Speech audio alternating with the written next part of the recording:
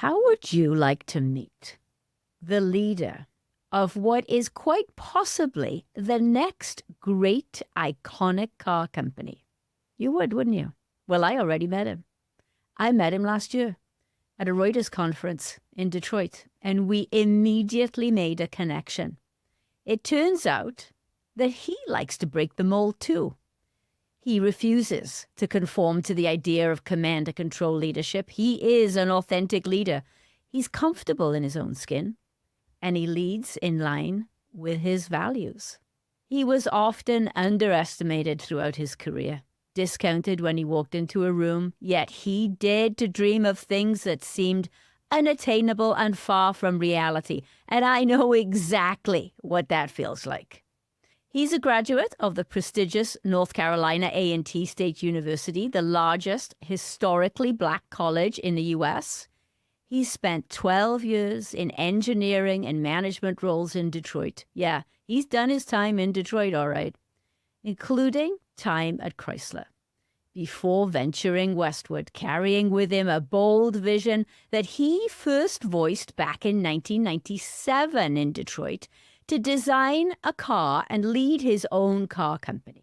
A dream that was met with skepticism then, but it's a striking reality today as he leads Karma Automotive. His story is not just about achieving dreams, but about persistently challenging the status quo and driving innovation. And that's the kind of leader that we need in this industry. He is Marques McCammon, president of Karma Automotive. Marques, welcome to the show. Thank you, Jan. I'm so excited to be here. And you know you're one of my favorite people in the industry. Well, thank you.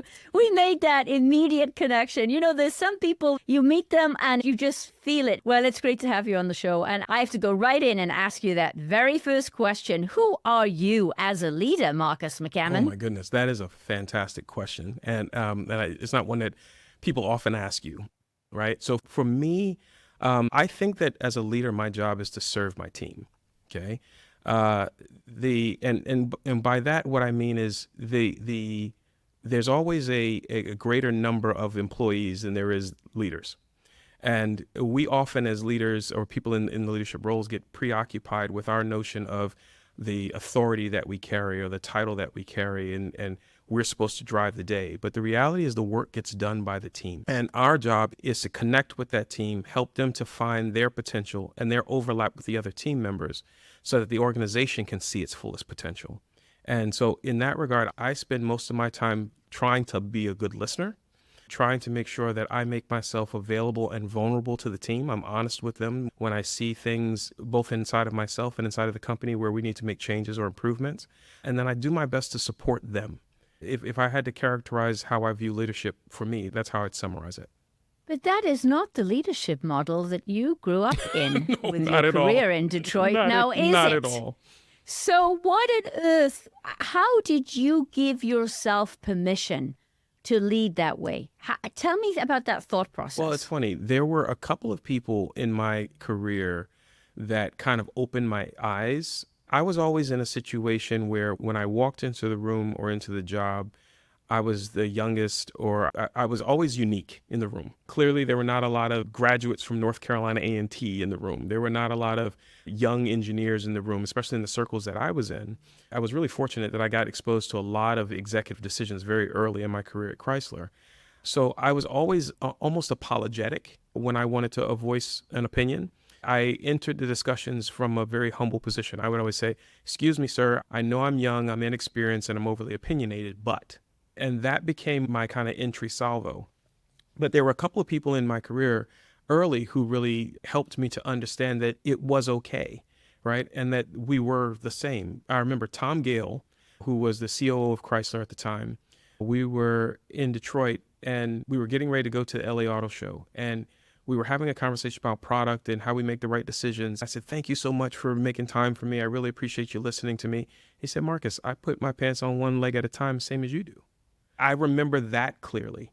There was another time a vice president, a guy named Larry Akram. Larry Akram worked his way up to, when I met him, he was a vice president. He worked his way up to being a VP. He started off with a night job as a janitor and went to U of D Mercy and worked his way through school. By the time I met him, he had a master's in engineering, a business degree, and he was running our advanced concepts group. His comment to me was, "You will learn something from everyone in this building, even the janitor." Again, I remember that. And then the last one that really stuck with me was Dr. Dieter Zetsche. So Dr. Dieter Zetsche was the CEO of Chrysler when we did the Daimler Chrysler merger. And I'm sitting in the cafeteria. We have two big cafeterias at the Chrysler World headquarters. One is under the marketing tower. And I'm sitting there, and there's a big round table, 20 people sitting at the table. I'm eating my lunch by myself. And this guy sits beside me with his jacket draped over his shoulders, wearing a three-piece suit. And I turned over, and it was Dr. Zetsche. And he says, "Hey, I come to work just like you. I just like to have conversation." And so those 3 points, I remember those like they're yesterday, because we're in this massive corporation. These guys had so much power and so much influence. Oh, I mean, literally over economies, right? They could make a decision and it could change an entire community. And for them to say those things, you're going to learn from everyone. I put my pants on same as you, or just to sit down next to me and have a conversation over lunch as though I was supposed to be someone important. It changed my perspective. Yeah. And the first point that you made, you take me back to the early days in my career, and I would open a conversation, or I would contribute to a meeting with an apology or I'm not worthy kind of approach. I would say things like, "I'd just like to add, there's no just like to add. You have an opinion stated clearly." Right. And I haven't thought about that, Marcus, in a long time, but you are exactly right. And we can't apologize. It's like, well, I'm sorry, but I blah, blah, blah, blah, blah. No. You have a voice. You're in that room. Use it. You will get a lot more respect than if you apologize or weaken your position before you even open your mouth. But you know what? As a community, as a business community, we've created that notion that somehow, because I'm the president and chief executive, my workload is more important than the next person. It has different implications, but it's just as important as yours. Even in my own building, I go around and I sit down and talk to guys. One of the guys said to me earlier today, "I'm surprised it's easy to talk to you." I said, "Well, I hope so, because you and I, we're just people, right? We're here trying to get a job done, and we should be here trying to support each other." Yeah, I've been fortunate in my career. I've done 3 full turnarounds. This one I would classify this one as my 4th. And in each instance, I've been able to walk away from teams and they say, "God, we're really sorry to see you go. We wish you the best in everything that you do." When I put something out into the world, I put a post on LinkedIn or something, the response that I get back from mostly what used to be former employees is always, it just fills my heart, right? So it helps me feel like I'm at least pointing in the right direction. Yeah. You remind me of a quote that Stephen Covey, in his book, Trust and Inspire, he talks about, and he said that moving from command and control to authentic leadership is a lot like moving from position and power to people and purpose. It's a complete mindset switch. We have some command and control leaders still in this industry, as you well know, but there are people starting to feel their feet, if you will, Marcus, or to feel comfortable in their own skin, to lead in line with what they believe to be true and to connect with people as human beings. And that's the leadership that we need. We are never going to attract Gen Z and Gen A, because they're coming, if we persist with command and control. And that's why I love to shine a spotlight on leaders like yourself and others who get it and practice it, so that people can listen to this and go, "Wow, well, he's the president of Karma Automotive, and he says it's okay to be nice to people and be like a normal human." And I think the other side of it is you shine a light on this notion of leadership. And so, again, it's great to be a great operator. It's great to have a good technical mind. But at the end of the day, we're all called to lead at some level. And I love the fact that you've taken your experience and your platform, and you're reminding us constantly that it's okay, because I think the net income is going to be a better industry. Right. I'm inspired by everything that you do. And I do have the book, by the way. Oh, thank you. Thank you. Good. The first question I ask is, who are you as a leader? And I changed the podcast format about 2 months ago to do that. And let me tell you why. I read a book by Doug Conant, and I've interviewed Doug Conant, the former CEO of Campbell Soup. He turned around Campbell Soup. He had the highest employee engagement numbers Gallup has ever seen, 77-1. He runs his own leadership company now. He has a book out, The Blueprint for Success, Blueprint for Leadership. And he talks about declaring yourself as a leader and really going deep on understanding who you are as a leader and making sure that you declare that. He uses this term, declare yourself as a leader. And I've been taking that into my workshops with clients. And I was in Germany last week with a client, and she's a global CFO for Tier 1. And she did this. She worked with me. We have her leadership statement. She declared herself in front of her team. Marcus, you could have heard a pin drop in that room. Because she explained it. It wasn't a PowerPoint with a bunch of fancy words on it. It was hers. And she could speak from the heart. It was very authentic and very real. And to see the reaction in that room was unbelievable. So we need to do more of that, Marcus, to encourage people to understand who they are as leaders. I did a really great training. So, I've done lots of leadership training, right? As most executives have. I did one with a guy, Dr. Michael Brainerd out here in California that I really liked. He runs a program that he calls Accelerate. And in his presentation, he was the first leader coach and leadership training I had ever gone to where he said, you should have a plan for your leadership development the same way you have a plan for your career development. It was so baffling because, like I said, I've gone to multiple seminars, large conferences, small one-to-one sessions. He was the first person that ever said that to me. And the notion of laying out, here are my strengths and weaknesses as a leader. How do I want to lead differently by the end of this year? We do that when we think about how much money we want to make, what title do we want, what position do we want? But to take the same perspective around leadership, I just fell in love with it. And now I push that same concept into my teams. Yeah, that's right. So let's talk about Karma. When I first met you, I thought, oh, is that Fisker? Because everybody thinks this. I'm like, wait a minute. I thought that was Henrik Fisker. You're not Henrik Fisker. What? What's up with that? So would you, for our audience, please explain? Yeah, so in Henrik Fisker's first OEM excursion, Fisker Automotive Inc., filed for Chapter 11 bankruptcy. And my primary investor bought those assets out of bankruptcy, recapitalized the company, onshored everything about the business, and created Karma Automotive. We've been Karma Automotive LLC since 2014, so 10 years. I'm happy to say that earlier this year, we became Karma Automotive Inc., and we have been positioned as an ultra luxury vehicle manufacturer. And everything that we do is designed, engineered, manufactured here in Southern California. So we have absolutely no relationship to Heinrich and his business. So like everyone in the industry, I wish him well, but we have no affiliation with his business whatsoever. We have a completely different charter. We're really positioned to be an ultra luxury brand, and we have no intentions to try and compete in a drive for mass market vehicles at all. Yeah, because there's a lot of players out there right now, and you would not want to be in that sandpit. No. Well, look, I think that the market allowed one or two unicorns to come through because we were looking for transformation, disruption in the industry. But it's a very, very hard business to be in, and it takes quite a bit of capital. The whole auto industry requires a very special breed of skill and knowledge, focus, creativity, all that. But no, I don't want to try and be in all the same places where everyone else is. Why are you different? What will enable or drive your success? Oh, wow. That's a great question. I think for me, I'm kind of born of the industry. My grandfather was a car mechanic, and the only thing I ever wanted to do was work in the auto industry. When I finally made my way to Detroit, coming from the East Coast, I had no idea how to get into the auto industry. When I finally got to Detroit, I fell in love with the whole creation of vehicles. When I left Detroit, most of the jobs that I had was servicing the conventional industry, right? Helping with innovation, powertrain design at Ricardo, software design at Wind River and Intel.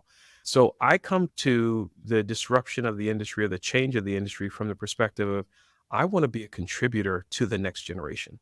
I don't need to prove that I'm smarter or try to be better or beat someone else out, or I definitely don't need to stand up on a stage and pound on my chest.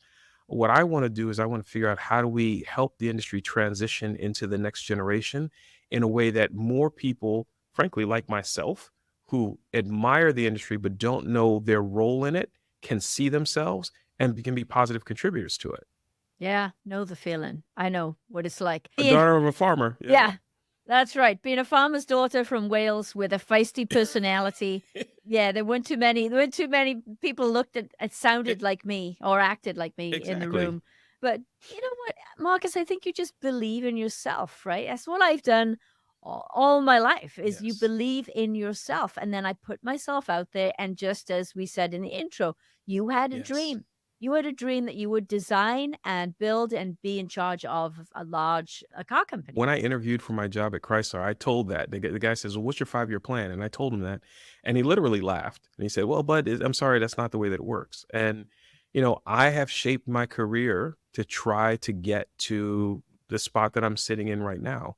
There's more times when people tell you that you're not going to do it than there are the people that tell you that you can, and you just have to make the decision to listen to that voice inside of you and not everyone else's. So Yeah, when I started my own business, when I started the podcast, people said to me, "Well, you don't know anything about that." I said, "Yeah, I know. exactly. I know. I'll figure it out. I'll learn." Countless YouTube hours of YouTube videos later, Yeah. and a lot of trial and error, and here Yeah. we are. Like first time I ran a business unit and they said, "Well, you don't know what you're doing." I said, "All right, well, I'll tell you what, you take a third of my salary. And then when I prove to you that I can figure it out, then you give it back to me." And like you said, countless hours, a lot of blood, sweat, and tears, some really hard evenings and hard nights, hard discussions, a lot of self-reflection. But, here we are. Here we are. Here we are. You've taken a look at the 21 traits of authentic leadership, and I know without even asking you the question that they all resonate with you. I I know. But here's the tough thing. If you have to narrow that Mm. down, what truly resonates with you the most and why? Authenticity and vulnerability. I think those are probably the two. So authenticity, when you work with people, it's like going to battle, right? Especially when you're in a situation where you're going to try and disrupt the space or do something that people think you can't do. And you got to be able to trust. And trust is one of the hardest things for two humans to do with one another. And it's very difficult to trust when you're always talking to a facade.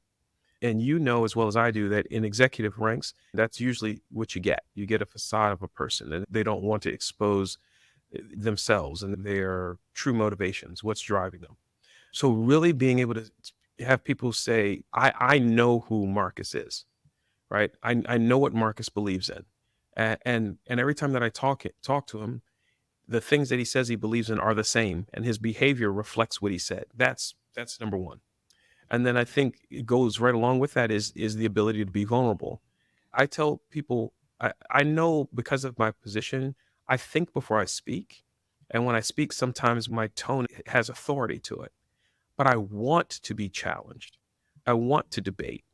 I want you to tell me that I'm wrong. I'm going to ask you to prove it to me, but I want that because that's how I grow. That's how I learn. And that's how I can give more back to another person. So those two things I think they're so underappreciated. I feel like in earlier days, you'd have executives or leaders who would mention you not to be authentic or to cover yourself. Right. And I found that as the higher I've gone, that's the worst piece of advice you could give someone.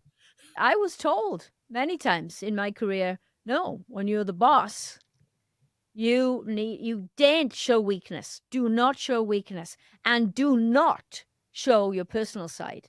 Do Exactly. not. Two separate. And I remember being told once somebody said to me, "Don't get too close because you might have to fire these people." And I'm like, okay, but I want to keep a lot of these people and I want them to work with me and I want them to take the hill with me. So I think I need to get a little bit closer because that's just part of my personality and what I like to do anyway. But I was told not to do that. And that's a very hard mold to break when you've been told that this is what leadership is. And now we're saying that leadership is something vastly different. I'll tell you a story. I had a lady who worked for me in the UK.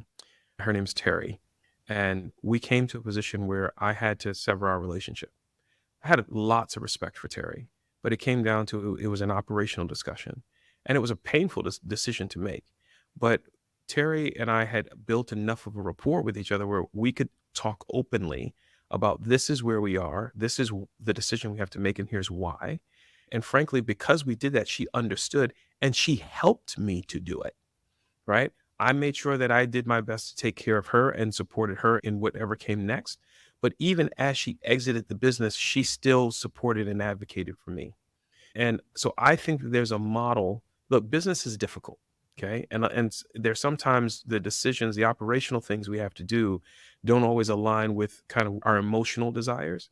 But I think as we mature, if we really approach leadership in an authentic way, then you can have these conversations from a very mature base. We can understand each other and we can find ways to make changes, the hard ones and the easy ones, more amicable.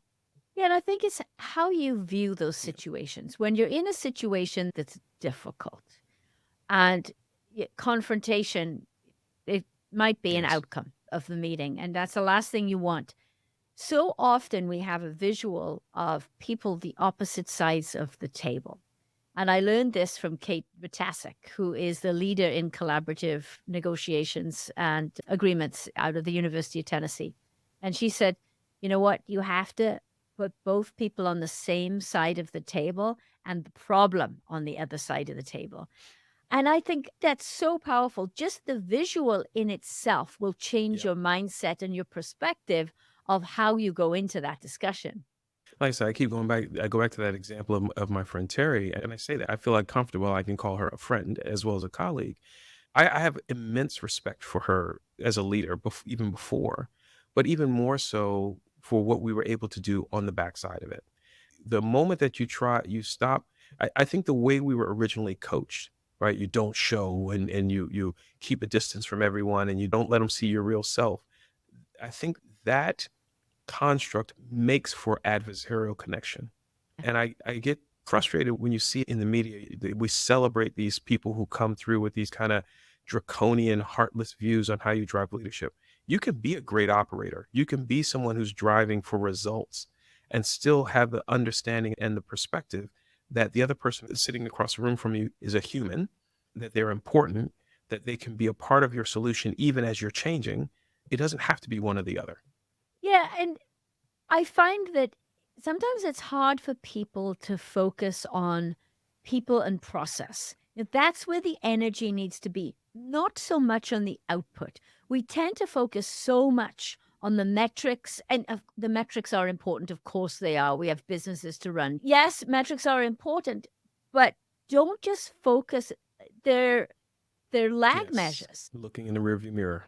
They're an output. They're done. You can't do anything about it. You can do something about the things that contribute to those metrics. And what are those things? People and process. And if you can get that dialed in and right, the numbers will come. But you got to trust yourself, your leadership, you got to trust Yep. your team, and you've got to trust in that way of thinking. And I think that's where a lot of people have difficulty. I've heard people say things like, I believed in people before and I was always let down, or no good deed goes unpunished, and all this other kind of stuff. But at the end of the day, we all show up as humans wanting to have a positive impact. That is who Yeah. we are fundamentally as humans. Now, what that positive impact is different for each one of us as individual, and it's shaped by our own experiences and our background and our circumstance. But if we can tie into that as leaders, if we can reach into that desire that's innate in every person and then link it back to the center, then you have the ability to really create momentum and create change. And it's whether you're doing a restructuring or you're building a startup, it doesn't matter. It's the same concept, right? Again, I just literally had this conversation earlier today. If I build a Venn diagram, I take two small circles and I bring them together. The net outcome is an overlay in the middle where the strength of one is combined with the strength of the other, but also the diagram itself just got bigger. And if you think of that diagram as our influence into the world, every time that I add a circle to the Venn diagram, the impact grows. And so that's the way that I try and approach my team and try and approach leadership. Yeah. And as leaders, the first question is simple. Do you believe that people are inherently good or inherently bad? And most of the systems and processes that we have in place in traditional legacy automotive, based on the fact that we believe that people are going to screw up, that they're inherently bad, that something horrible is going Hmm. to happen, right? And we lead with Yes. compliance. And from my interview with Stefan Kraus, he says, we got to stop this leading for compliance and lead with conviction. It's a very different mindset. Look, at the end of the day, the compliance, right? You're solving for the lowest portion of a person. If I lead with conviction, if I lead with passion, I'm solving for the strongest portion of a person. That is the momentum. That is the ability to create velocity and create strength and power. And even in the hardest situations, the brains of the many are always stronger than that of the one. So if the guy who has the solution to my problem might be the one that I'm discounting because he might get affected by the change, but he might actually have the answer to the problem. So sometimes just helping people to understand, hey, this is the hard call I have to make, or this is the growth trajectory we're going to take, or these are the things we have to do. Here's why. And one of the things that always frustrated me when I wasn't running the organization was I would always say, just tell me what it is you're solving for.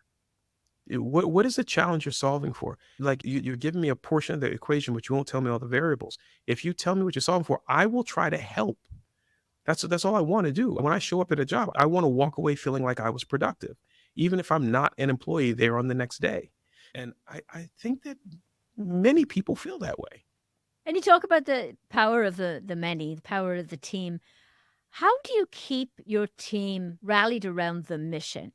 The product is sexy. It's Thank you. gorgeous. I mean, that car is absolutely gorgeous. It's a top of the line luxury vehicle, right? It's pretty easy to get behind that. I Gotta hope so. believe. But as you scale and grow, you've got to continue to keep people sharp and keep that edge and keep that mission in front of them. How do you rally them around that mission? Well, the first thing is I remind them of the mission often. Okay. So we talk a lot. I do all hands with the team every month. I do sessions with my leadership team weekly. Everyone carries around a card in their pocket that says, here's our principles, here's our way of doing business. And we visit them weekly. I'll say, guys, pull out your card, show me. You get demerits if you don't have a card. I make a joke about it, but I ask, and then I post it on the wall. So there's a Bible verse that my mother used to say when I was young. And it basically says, take the vision, write it, make it plain so everyone will see it and will run. And so my philosophy is that if I want the people to go with me, they got to know where they're going. I had a boss who said, tell me once if you wanted me to hear it, tell me 10 times if you want me to own it. Yeah. And so you just keep communicating and keep reminding them. And the reality is sometimes business has to pivot. The vision has to pivot. When you have to pivot, Yes. say that too. I saw an article and it was so frustrating, and I won't name the leader, but he got to a point where his organization was falling on hard times. And he went to his team and he said, you know what, we're going to have to make changes in the organization. Some of you guys are not going to be here tomorrow. And he literally blamed the other guy. And it's like, God, are we still at that place? No, we hope the business is always going up and to the right. But there's going to be some times where we have to change or we have to pivot or we have to pull back. We should own it. As a leader, we should be the first one in Yes. line to own it. And then also help the team to understand, what am I doing differently today and tomorrow to ensure that the next change will be stronger and better than the one from the last. You're right. As we look at our beloved auto industry and we see the level of transformation that's taking place, what is the biggest challenge you think the industry is facing right now? If I had to surmise it into one word, it's software. This cascades into every element, right? Into culture, leadership, organizational structure, everything. But the role that software plays and will play in the defining of the value of vehicles going into the future is something different than we've seen in the past 130 years of the industry we've had. And because it has a very different pace and a very different standard of quality, for lack of a better way of saying it, it's difficult for us to wrap our arms around it. Every OEM has humongous teams and focused initiatives, and they're making big statements in the marketplace about everything they're doing with software. But it is a fundamentally different business than what we have ever done. I didn't realize it until I moved from Detroit and I ended up working. At the time I was at Wind River Systems, we were owned by Intel. And the philosophy, the approach to innovation was so very different than everything I had ever learned. Even today, as the industry has improved, there's still a huge gap. And you still have a situation where the market, Wall Street in particular, is giving so much value to those who they believe to be the most innovative, even to the point of discounting fundamental value and fundamental performance in those that have been the legacy. That is a gap that we have to address. because the financial performance of a GM or a Ford or a Toyota give it a similar weighting to the value that's being created at a Tesla, but it is not. And there's a fundamental shift that's happening, and we're fighting with it in real time. Huge investments, then those investments get orphaned, then they come back, and then they get pulled back. That's not sustainable for us as an industry. And the reality is, I think the only way for us to solve it is together. And that is a very, very different paradigm for us than the industry's seen in many, many years. Yes. And the software side of it, I've interviewed a couple of people with software backgrounds, and you're right. The way that they lead, the culture, the way that they do things is completely different. And that's not to say that they got it all right and traditional auto has it all wrong. The leader that will, for the future in the auto industry, is one that is able to marry the two together. Because let's face it, traditional auto, we know how to scale. We know how to produce vehicles. We got that. We got 100 years of history. We know how to do that. We often hear of startups floundering and failing because they don't get that. They try to launch on a Yep. spreadsheet or something and, they PowerPoint don't understand presentation. an ERP system. Yeah, but the leader for the future will understand both and then be able to bring them Yep. together and be able to put their own leadership stamp on it and create the culture that's right for the business, right for the future, and drive it forward. It's not either or. It's about bringing it all together. And I fear with traditional OEMs that sometimes they'll hire somebody from Mhm. Apple or they'll hire somebody from Intel and they'll go, hey, we got this guy, so we're good. Well, no, it's much more than hiring a few people from software. I have a saying. I say that Detroit Conventional Automotive, we are experts at process to perfection. We're experts at it. I don't think there's anybody in the world. It is the automobile is the most complicated consumer good on the planet. Okay. And we do it really, really well. The software side of the tech industry is really good at fast to fail, right? They innovate with a very, very rapid cycle. The future is both, and there's a balance between the two.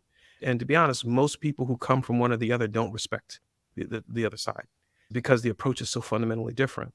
And it was so baffling to me when I experienced it firsthand. But again, it goes back to how we view leadership.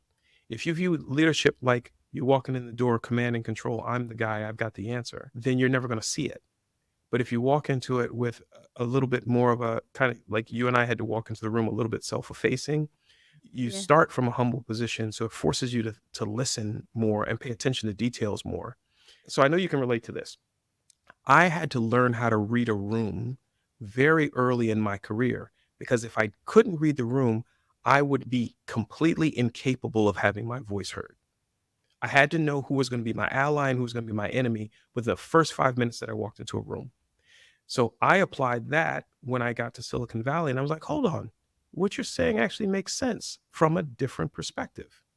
But let me tell you the part about Detroit that you don't get. And I think you're right. The future is the person that can translate between the two, that can speak both languages. I hope that's what I'm bringing to the table here at Karma. Well, you've got the background, and so far so good. So I expect nothing but great Well, things. thank you. I appreciate having at least one in my camp. I'll take it. No, no, no, no. But I'm going to test All you right. on your vulnerability. Okay. So you want to show some vulnerability and Sure. transparency and show your personal Yeah. side. You ready? All right. What's your favorite show to binge Oh, watch? oh my goodness. I like history. I am a fan of Asian culture. So there is a show that was brought up on HBO called Warrior. And Warrior, the original script of Warrior was actually written by Bruce Lee, but it tells the narrative of a fighter who comes to the US via San Francisco in the time of the gold rush and the build of the railroads, and how he dealt with both cultural dynamics inside of the Chinese community as well as the prejudices and the interrelations, racial relations between them. So it's a little raw, if I'm honest, a little risque in some of the scenes, but the representation of the culture and the time from the perspective of a Chinese immigrant, I find fascinating. As an African American, it was interesting for me to look at race relations from an angle that wasn't inherently Black. It gave me a different perspective. I love the show. I love it. I think I've watched every season twice. What's the last book you read? The last book I read was Steve Jobs' biography again. And I did that because I wanted to go back. Steve Jobs was really interesting. I mean, he was a quirky personality. I read it before, and I guess it didn't resonate with me as much as it does now sitting in the seat. But he had this notion of, one, I'm going to change the lives of everybody that my product touches. And two, building the product is more important than the profits. If I do the product right, everything else is going to take care of itself. There's that belief Yep, again. exactly. And so, for all of the noise that people say about how crazy he was and how harsh he was as a person, which was really interesting because he had this juxtaposition because he was very harsh, but he was also very sensitive and very emotional. It was interesting. I did a TEDx Detroit talk, and I talked about the product and purpose. And that's kind of the way that I've approached Karma. And it's kind of ironic. That's the name of our company. Product and purpose is kind of what I want to bring to the table. We're going to bring together a fantastic product. We're going to do it. My goal is that the company, and it's not about Marcus, the company makes an impact that makes the industry and the communities that the industry serves better. And you are certainly going to do that. And you and I are going to transform this automotive industry no matter what. We're going to make it happen, Yes, aren't we? ma'am. We are dedicated. Can't stop us. I'm all in. Excellent. You and me both. Well, Marcus, thank you so much for joining me on the show today. It's been a pleasure. Thank you so much, Jen. I always enjoy the times we have to talk.